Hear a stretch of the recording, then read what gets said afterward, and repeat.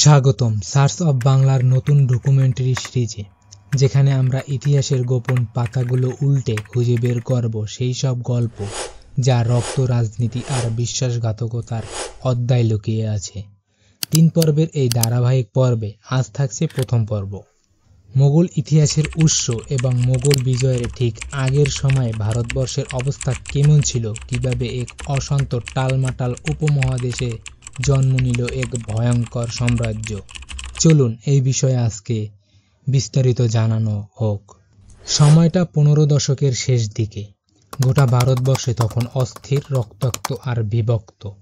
উত্তরে কাশ্মীর থেকে দক্ষিণে বিজয়নগর, পশ্চিমে মেওয়ার থেকে পূর্ব বাংলা পর্যন্ত চারদিকে শুধু রাজার রাজত্ব আর সিংহাসনের লোভ। দিল্লির সুলতান ইব্রাহিম লোদি মুসলিম শাসক হলেও ছিল অত্যাচারী, নিষ্ঠুর আর আত্মবিশ্বাসের অন্ধ। প্রজারা ছিল অসন্তুষ্ট, সেনাপতিরাও অসন্তুষ্ট, এমনকি রাজদরবারেও ষড়যন্ত্রের বাতাস। প্রাদেশিক শাসকরা নিজেদের স্বাধীন করতে মরিয়া, রাজা নবাবেরা নিজেরাই আলাদা সাম্রাজ্য গড়তে চাইছিল। চারদিকে শুধু যুদ্ধের প্রস্তুতি, পরস্পরের সঙ্গে বিশ্বাসঘাতকতা আর গুপ্ত ষড়যন্ত্র।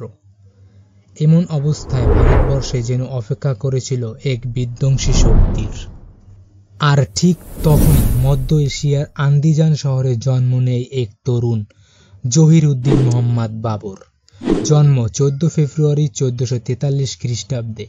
তার শিরায় বইছিল দুজন ভয়ঙ্কর যোদ্ধার রক্ত, তার পূর্বপুরুষ তৈমুর লং এবং চেঙ্গিস খানের রক্ত। সমরকন্দের সিংহাসনের জন্য বহুবার যুদ্ধ করেছেন, কিন্তু ভাগ্য প্রতিবারই তাকে ভেঙে দিয়েছে।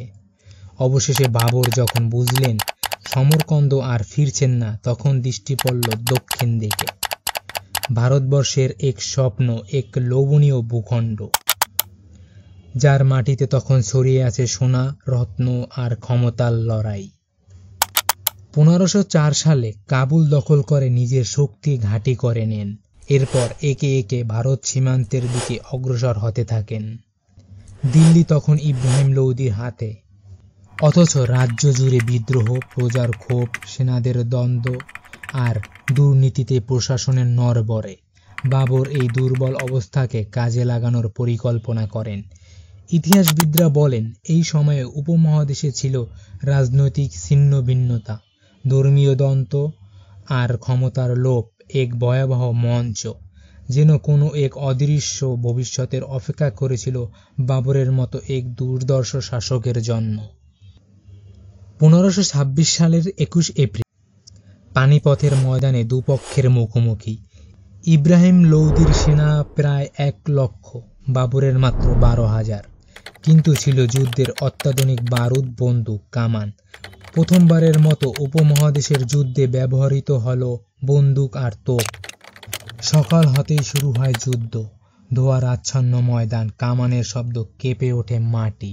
কিছুক্ষণের মধ্যেই এলোমেলো হয়ে যায় লোদির সেনাবাহিনী। ইতিহাস সাক্ষী, মাত্র কয়েক ঘন্টার লড়াইয়ে বাবর নিজের আধুনিক যুদ্ধ কৌশল দিল্লির সিংহাসন ছিনিয়ে নেয়। ইব্রাহিম লোদি সেখানেই নিহত হয়। এভাবেই জন্ম হয় মোগল সাম্রাজ্যের।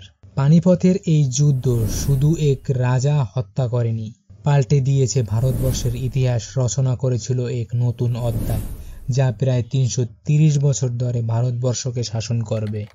এই ছিল আজকের প্রথম পর্ব। এক বিধ্বস্ত উপমহাদেশের বুকে কিভাবে জন্ম নিল এক ভয়ঙ্কর মোগল সাম্রাজ্য জানলাম আমরা।